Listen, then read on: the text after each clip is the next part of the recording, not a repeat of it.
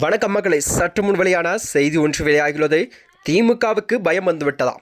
அதிமுகவை அழிக்க முடியாது. எடப்பாடியின் அதிரடி பேச்சு. வாங்க வீடியோவை முழுமையாக காண்க. அதாவது எந்த கொம்பனாலும் அதிமுகவை சுபகலீரமாக செய்ய முடியாது எனவும் திமுகவுக்கு பயம் வந்துவிட்டதாம் என அதிமுக பொதுச்செயலாளர் எடப்பாடி பழனிசாமி அவர்கள் ஆவேசமாக தெரிவித்துள்ளார்.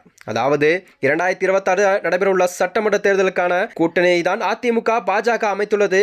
மேலும் தமிழ்நாட்டில் கூட்டணி ஆட்சி தான் அமையும் என்றும் மத்திய அமைச்சர் அமித்ஷா கூறியிருந்தார். ஆனால் மதுரையில் முருகன் மாநாட்டில் அண்ணா மற்றும் பெரியார் குறித்தான சர்ச்சை வீடியோ ஒன்று வெளியாட்ட நிலையில் எடப்பாடி பழனிசாமி கருத்து எதுவும் தெரிவிக்காமல் இருந்தது கூறப்படுகிறதா. இந்த நிலையில் தான் உளுந்தூர்பேட்டையில் நடந்த அதிமுக பொதுக்கூட்டத்தில் பேசிய எடப்பாடி பழனிசாமி அவர்கள் தமிழக முதல்வர் ஸ்டாலின் அவர்கள் கனவு காண்கிறார். அதிமுகவின் வெற்றிக்கு இங்கு குவிந்திருக்கும் சிப்பாய்களை பாருங்கள். இங்குள்ள ஒவ்வொருவரும் 25 வாக்குகள் அதிமுக வேட்பாளருக்கு பெற்றுக் கொடுக்க வேண்டும் என்றும் நமது கூட்டணி பலமானதாகவும் அமைய வேண்டும் என்றும் அவர் கூறியுள்ளார். அது மட்டுமன்றி அதிமுக அழிந்துவிடும் என ஸ்டாலின் பகல் கனவு காண்கிறார்.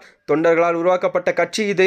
அதிமுக 2026 சட்டமன்ற தேர்தலில் அதிக இடங்களை வென்று தனி பெரும்பான்மை பெறும் என்றும் அவர் கூறியுள்ளாராம். அது மட்டுமன்றி 2011 எதிர்க்கட்சி வரிசையில் கூட திமுகவில் அமர முடியவில்லை என்றும் அதிமுக விமர்சனம் திமுகவுக்கு எந்த தகுதி இல்லை என்றும் 2021 மக்களை ஏமாற்றுவதற்காக 500க்கு மேலான வாக்குறுதிகளை பொய்யான வாக்குறுதிகளையும் வெளியிட்டுள்ளார். அதைத் தொடர்ந்துதான் திமுக பெட்ரோல் டீசல் விலை குறைப்பு என 100 நாள் வேலை திட்டம், சிலிண்டர் மானியம், கல்வி கடன் என எந்த ஒரு வாக்குறுதிகளையும் திமுக இதுவரை நிறைவேற்றவில்லை என்றும் கூறியுள்ளார் எடப்பாடி பழனிசாமி. மேலும் இது போன்ற வீடியோக்களை தெரிந்து கொள்ள நமது சேனலை மறக்காம சப்ஸ்கிரைப் செய்து கொள்ளவும். நன்றி, வணக்கம்.